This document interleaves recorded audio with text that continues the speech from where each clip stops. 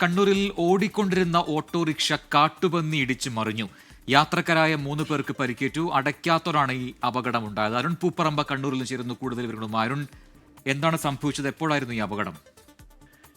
പ്രജിൻ, കേളകം അടക്കാത്തോട് റോഡിൽ രാത്രി 9 ഈ അപകടമുണ്ടായത്. ആ ഓട്ടോറിക്ഷ ഓടിക്കൊണ്ടിരിക്കുന്നതിനിടെ ഈ കാട്ടുപന്നി കുറുകെ ഓടുകയായിരുന്നു. അതിനിടെ ഈ ഓട്ടോറിക്ഷയിൽ ഈ കാട്ടുപന്നി ഇടിക്കുകയും ചെയ്തു. അങ്ങനെ ആ ഓട്ടോറിക്ഷ നിയന്ത്രണം വിട്ട് ആ റോഡരികിലേക്ക് മറിയുകയായിരുന്നു. ഇതിൽ 3 പേരായിരുന്നു ഓട്ടോറിക്ഷയിൽ ഉണ്ടായിരുന്നത്. ഡ്രൈവറായിരുന്ന ആ സാബു, അതോടൊപ്പം തന്നെ അനി, തങ്കച്ചൻ, 3 പേർക്കാണ് പരിക്കേറ്റത്. ഈ ഓട്ടോ മറിയുകയും അതേ തുടർന്ന് ഇവർക്ക് പരിക്കേൽക്കുകയായിരുന്നു. പരിക്ക് ഗുരുതരമല്ല എന്നതാണ് ആശുപത്രിയിൽ നമുക്ക് ലഭിക്കുന്ന വിവരം.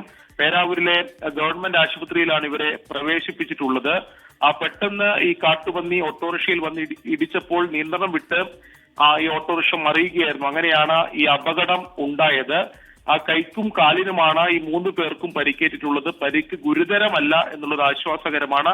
3 പേരും ചികിത്സയിൽ തുടരുകയാണ്. ശരി, അരുൺ പൂപ്പറമ്പയാണ് വിവരങ്ങൾ നൽകിയത്.